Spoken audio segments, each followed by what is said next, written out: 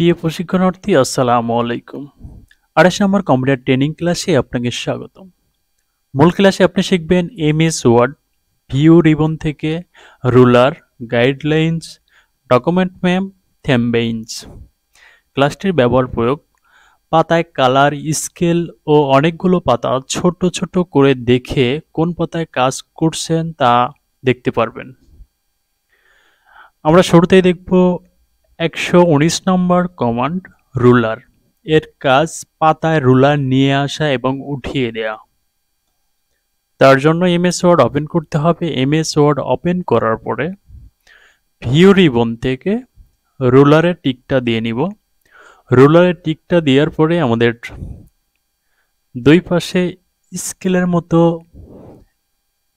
Option আসবে। এখন আমি এই রুলারটা টান দিয়ে ধরে যত দূরত্বে নিয়ে যাবে সেখান থেকে আমরা লেখাটা শুরু করতে পারবো। দেখতে পাচ্ছেন যতটুকু রুলার আমরা টান দিয়ে সরাই নিছি ততটুকু পরের থেকে আমরা লিখতে পারতেছি। এটাই ছিল মূলত রুলারের কাজ। টিকটা যদি উঠাই দিই তাহলে সেই রুলার বা সেই স্কেলের অপশনটা থাকবে না।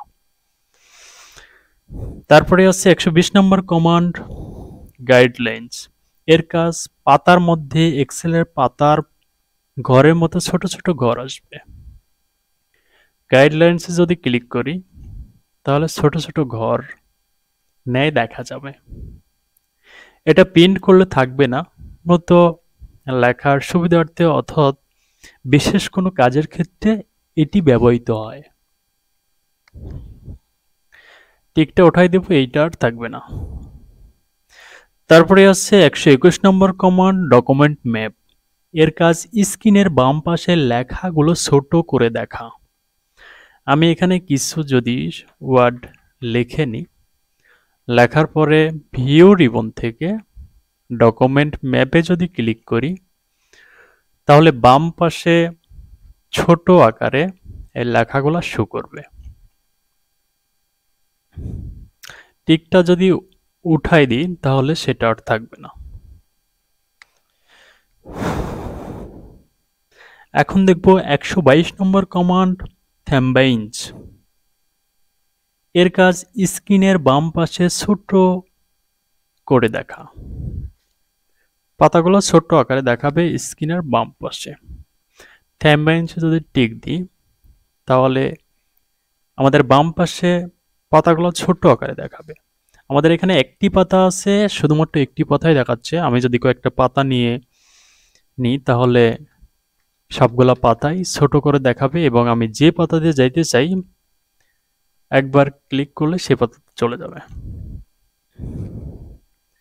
আমাদের ২৮ নম্বর ক্লাস এই কটা কমান্ডস ছিল। পূর্বজ্ঞান যাচাই বলা আছে ট্রেনিং বইতে পিসির বায়োস সিস্টেম নেওয়ার জন্য কিবোর্ডে কোন কি চাপতে হয়। উত্তরে বলা আছে পিসি বায়োস সিস্টেমে নেওয়ার জন্য কম্পিউটারে রিস্টার্ট করে ডিলিট বাটন বারবার চাপতে হবে। এটা আপনারা ট্রাই করবেন তাহলে অবশ্যই হবে। শর্টকাটে বলা আছে F7 এর কাজ হলো বানান ভুল হলে সেটা ধরিয়ে দেয়া।